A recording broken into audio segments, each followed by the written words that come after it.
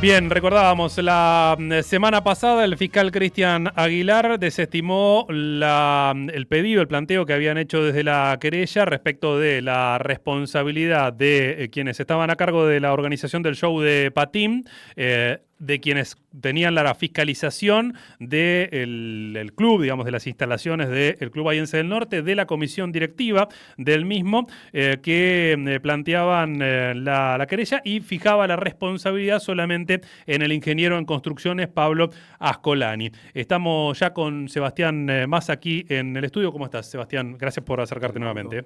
Gracias por esta oportunidad. Bueno, Sebastián ha estado ya previamente y nos ha contado su historia. Remitimos a aquel registro para quien quiera conocer más de lo que ocurrió aquella noche. Y bueno, nos interesa conocer cuál es, en principio, tu percepción después de leer ya con mayor atención estas dos resoluciones, ¿no? Por un lado, desestima ese planteo que hacían ustedes y por el otro, cita a indagatoria al propio Ascolani para el próximo 18 de febrero. Sí, bueno, esto en principio fue sorpresivo. La causa tiene casi un año y, como dijimos en algún momento, se tomaron medidas muy rápido en un principio, acertadas. Algunas cositas faltaron ahí. Después había entrado en una especie de letargo que se reactiva y se trabajó mucho el último tiempo. La verdad que el fiscal el último tiempo trabajó de forma intensa junto a los particulares damnificados en este tema. Y bueno, nos enteramos como ustedes, en mi caso andando por la calle, que se habían dictado 2 resoluciones que yo no pude leer hasta casi el final de ese día porque la diaria hacía que tenía compromisos previos de mi trabajo en sentido estricto. Cuando me hago de los fundamentos me causan algunas sorpresas, algunas cosas que leo ahí, no del todo gratas. Voy a empezar. Son 2 resoluciones, en una se decide imputar al ingeniero Ascolani. Esto estaba en la causa, era un dato importante de la causa, uno lo había advertido, creo que el fiscal evidentemente también, pero no pensamos que esto iba a resolverse, es decir, que iba a tomar esta decisión en estos términos. Nosotros creemos, con el abogado que me patrocinó, el doctor Otarán, nosotros creemos que esto va mucho más allá, que no es simplemente lo que pasó única y exclusiva responsabilidad de Ascolani. De hecho, te diría que Ascolani interviene respecto de la cuestión del club bastante tarde. El club declara que esto fue construido en el 78-80, acompañan un instrumento que a nuestro juicio no tiene ningún tipo de validez ni de valor para exculparse, que es un contrato de locación de obra con la constructora Fenici.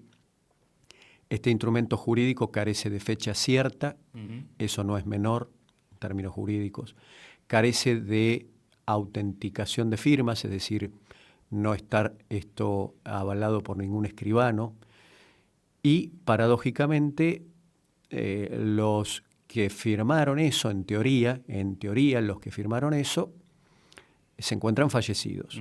Con lo cual, esto venía como traje a medida para el club para correrse del eje. Nosotros estamos cuestionando eso.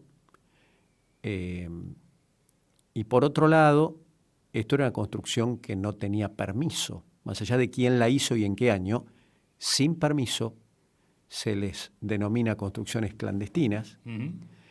Esto estuvo, a pesar de todo eso, abierto al público hasta el día de hoy. Está abierto al público hasta el día de hoy sin estar habilitado. A 10 cuadras del municipio se realizan eventos de masiva concurrencia, muchos de los cuales son pagos. Y por si esto era poco, en un día de alerta que las autoridades del club reconocen en la causa que conocían la alerta hasta 2 horas antes, sabiendo el estado de no mantención de las instalaciones, porque esto también consta en la causa de la declaración del vicepresidente, que nunca se hicieron trabajos de mantenimiento. Entonces tenés una construcción vieja, deficientemente construida, mal hecha, una chanchada, perdón la expresión. Pero cuando uno ve cuando uno ve metros y metros de ladrillo, sin viga, sin soporte estructural, sin estar esto vinculado, es decir, amarrado al techo, incrustado para darle cohesión. No hace falta ser ingeniero, aunque claramente un ingeniero, y ahí es más grave, no puede dejar de desconocer esto. Y creo que Ascolani termina en esta situación por haber, con sus servicios, avalado, creo, una presentación del club ante el municipio en el año 2016, Sí. que indica que el club, es decir, que las autoridades actuales del club sabían que las autoridades antiguas del club nunca habían declarado esto. Esto que parece una obviedad, lo explico así, porque si no pareciera que llegan al club y nada saben de lo que pasó antes, que esto hubiese pasado hace 3 o 4 siglos. No, mucho más que los dirigentes actuales son parientes de los dirigentes anteriores. Con lo cual, el hecho de no saber, el hecho de que para el club esto sea absolutamente imprevisible, es una falacia. Y es una forma de razonar equívoca y errónea del fiscal en este punto. El club siempre supo que estaba fuera de la normativa, en infracción, a punto tal que le refresca la memoria al club el hecho de que en el 2016 vuelven a plantear esto y siguen estando afuera porque nunca completan el trámite. Claro, el fiscal ahí dice, se empieza a hacer un trámite en el 2016, que pero nunca se da por concluye. habilitado. Es esto que vos decís, hoy está funcionando sin habilitarse. Sí, señor, y no lo digo yo. Hay una respuesta del municipio de Bahía Blanca en la causa del día 5 de marzo de 2024, donde dice que al día de la fecha no cuenta con habilitación. Entonces, a ver, Sebastián, repasemos entonces. Lo que plantea el fiscal es, fines de la década del 70, principios del 80, se construye el paredón.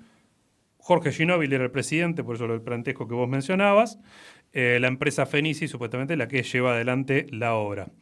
De ahí se salta al 2016, cuando la actual comisión directiva, con Leandro Ginóbili como presidente, empieza a hacer ese trámite para una habilitación que no se termina de hacer. En el medio, lo que dice, hubo reiterados episodios de vientos muy fuertes que no lo voltearon, ¿no?, como argumento para exculpar a las distintas autoridades que terminan desvinculadas en esta instancia. Y básicamente carga en que hubo un profesional ahí que se hace responsable y que por ende la comisión confía en esa decisión. ¿Quiere que le diga lo que me parece ese razonamiento de que hubieron muchos vientos y nunca se cayó? ¿Eso sabe a qué se parece? Imagínese una persona que comete una infracción de tránsito manejando a alta velocidad y alcoholizado. Entonces, cuando lo llaman para que dé cuenta de su actuación, dice, pero escúcheme, yo toda la vida anduve a 200 y borracho. Y choqué ahora, entonces, ¿cómo? No es culpa mía esto. Se parece a eso, es tan insólito en términos de razonamiento que no merecería ni la pena. Lamentablemente esto está en una resolución judicial, ese tema. Esto era una cuestión de tiempo. La deficiente construcción, el nulo mantenimiento y las condiciones de ese muro, más temprano que tarde, terminaba como terminó. El clima no fue la causa eficiente, porque si el clima hubiese sido la causa eficiente, se hubiese caído todo el club, se hubiese caído media ciudad, se hubiese caído las construcciones precarias que están detrás de Bahiense del Norte, de vecinos lindantes que uno pudo ver, y nada de eso se cayó. Y perdónenme que siempre insisto con lo mismo, la Biblioteca Rivadavia está construida en el siglo XIX y no se cayó. En el Club Estudiantes, la parte que cae era mucho más moderna que el propio Casanova, que es del año 59. El Club El Nacional, el paredón que cae, estaba construido en los años 2000. Entonces no se trata de una data de construcción antigua que exonera y exculpa a la gente. Lo que se ha caído, y perdónenme los demás, es porque estaba mal hecho.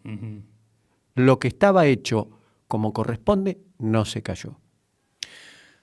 Respecto al punto de las alertas, lo que plantea es que no había una alerta roja, había una alerta naranja y que esto no obliga, no hay un protocolo para que se suspendan, por ejemplo, las actividades, ¿no? Es parte del desarrollo del argumento del fiscal. Le voy a responder esto con otra causa judicial, con la causa Cromañón.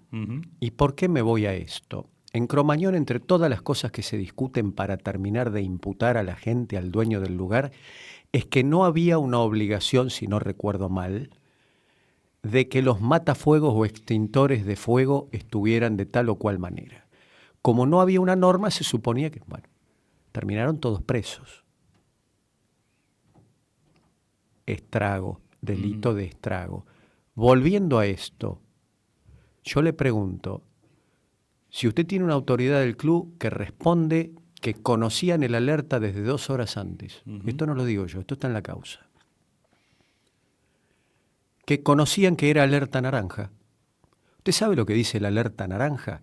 El alerta naranja, y esto lo dice el Servicio Meteorológico Nacional, no lo digo yo, no es una valoración. El alerta naranja, el código naranja implica riesgo para la vida, riesgo para el ecosistema y riesgo para los bienes. Si usted tiene una alerta de estas características, instalaciones que funcionan sin habilitación, y usted, que lleva 20 años en el club, sabe que nunca hicieron mantenimiento, ¿qué cosa no pudieron representarse? Es mentira que no pudieron representarse esto. En cuanto a las autoridades municipales, ahí hace una consideración respecto del rol de habilitaciones, lo limita a mirar los planos que les entregan, ¿no? Los ingenieros. Vea, la municipalidad es es una dependencia muy grande donde hay distintos sectores que podrían o no tener responsabilidad acá. Cuando a usted le presentan un pedido de habilitación, como hizo este club en 2016, el municipio correctamente le dice que tiene que traer o completar tal o cual documentación y no la completan. Usted, como administración, está tomando conciencia que hay un club que empezó, que nunca termina esto y que sigue funcionando sin estar habilitado. ¿Qué hace? Pregunto, ¿qué? ¿Trabaja el de habilitaciones en un compartimento estanco con el de obras particulares y en un compartimento estanco con el de salubridad pública? Pregunto, ¿que cada uno mira su metro cuadrado o la administración tendría que tener un criterio integral global de eficiencia? Ahora, eso sí, después poníamos macetas en el medio de la calle.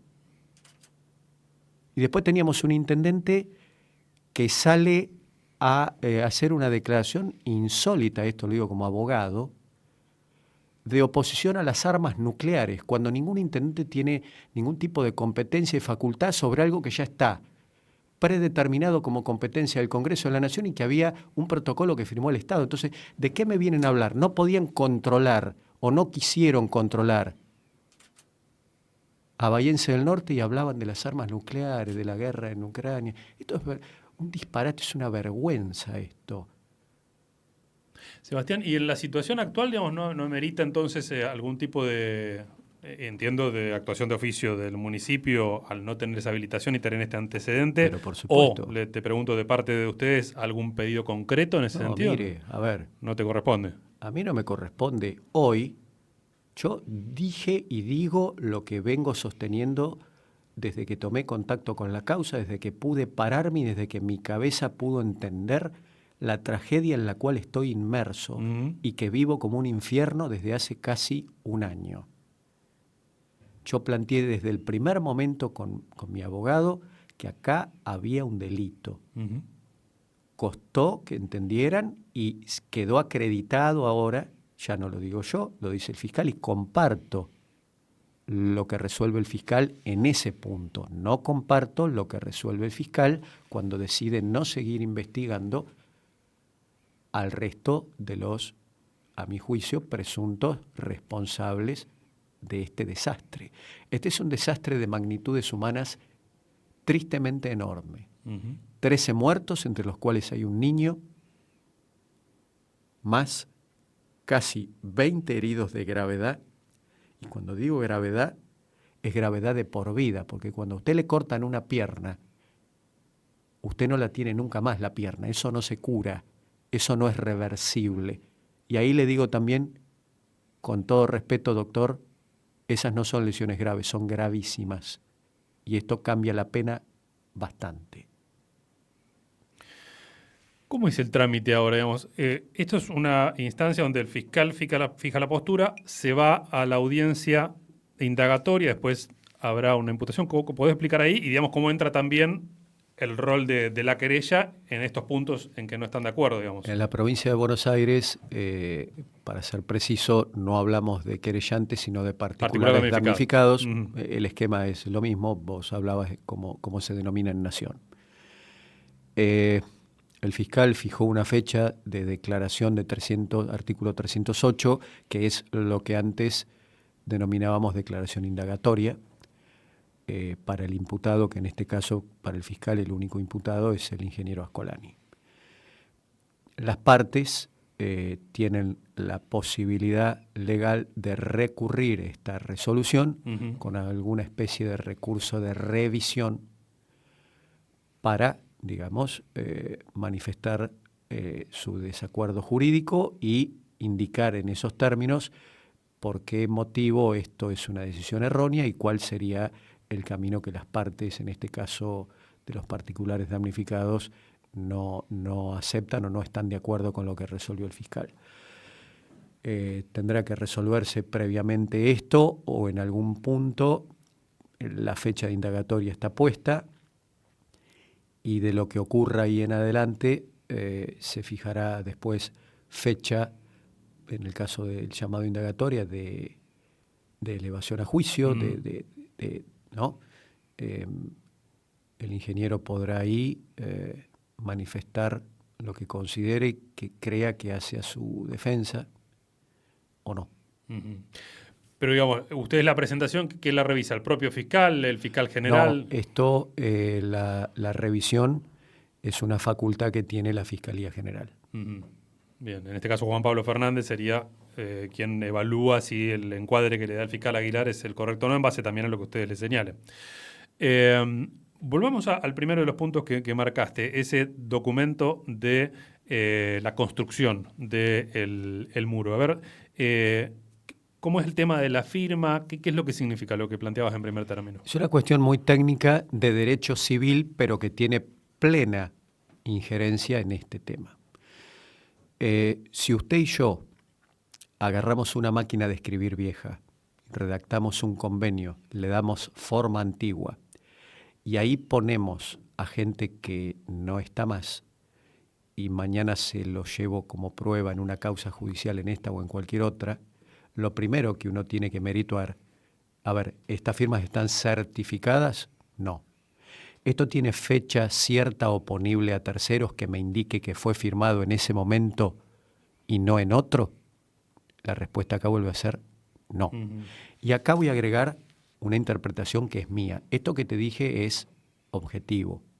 No tiene fecha cierta, no tiene firma certificada. Y no podemos llamar a los presuntos suscriptores de ese contrato porque están fallecidos, porque si no la modalidad es llamar al testigo y hacerle reconocer su firma.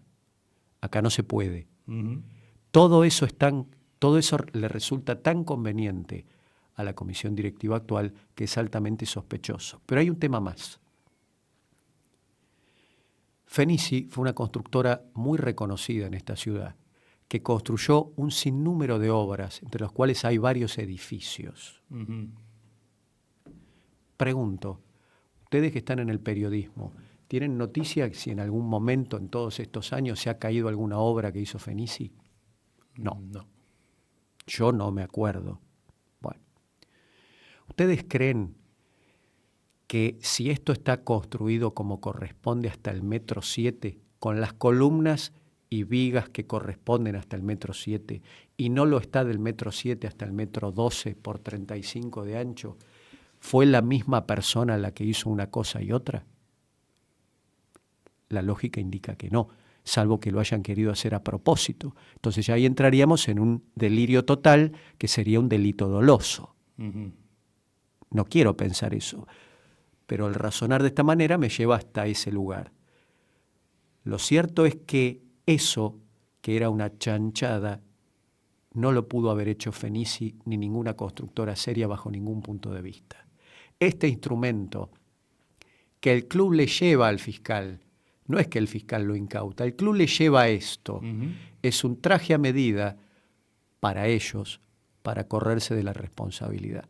Porque los que firmaron están todos muertos, porque la constructora no está más y porque ninguno de nosotros en ese momento tuvo injerencia. Así razona el club. Y el fiscal toma esto y raramente, a veces, pareciera que en la resolución del fiscal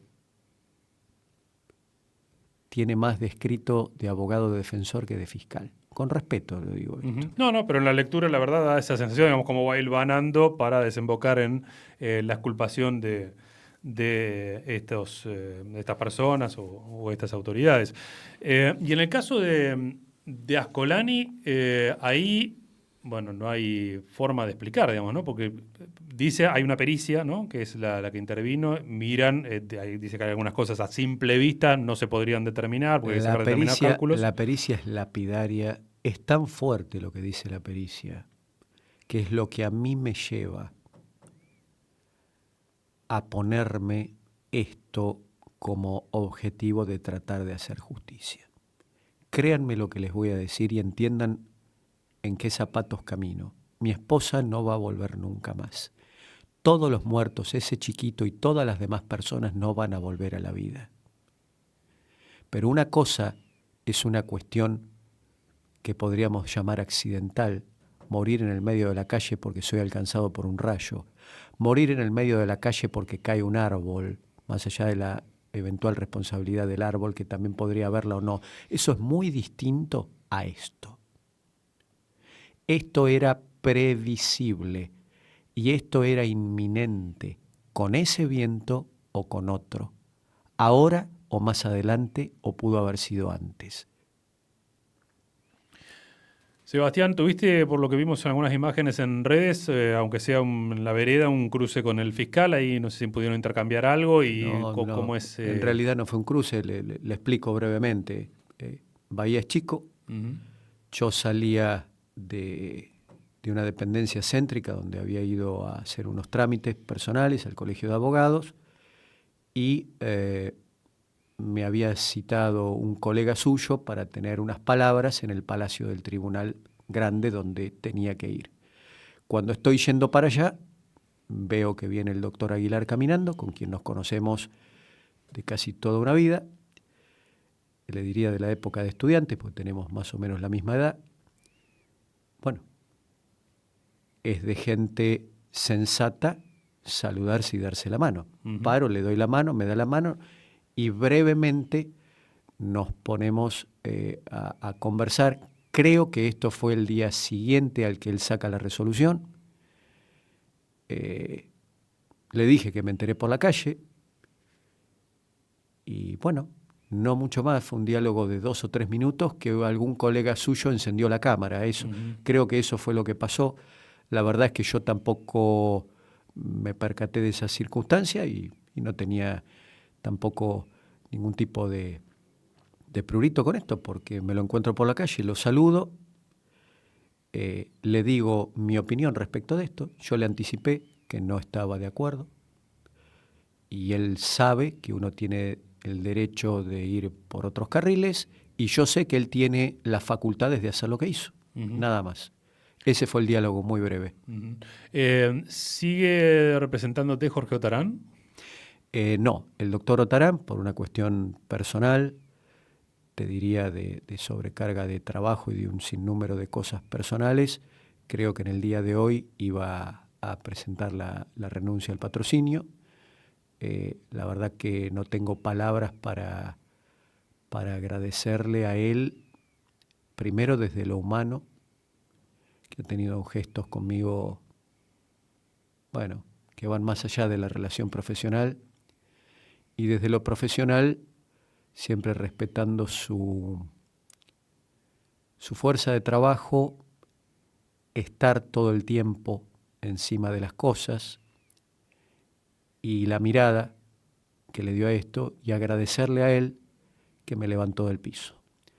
Porque hasta que él, como amigo, me dice lee y yo le decía que no porque no quería, yo no podía sentarme en mi computadora a aprender la computadora. Yo no podía sentarme en mi oficina, no podía estar ahí. Y gracias a él pude hacer lo que creo que debo hacer. Para mí esto no es dinero. Para mí esto es una obligación moral para con la memoria de mi esposa, para con la persona de mi suegro y de mi suegra, que tienen 90 años, y básicamente para con mis hijos y también para conmigo.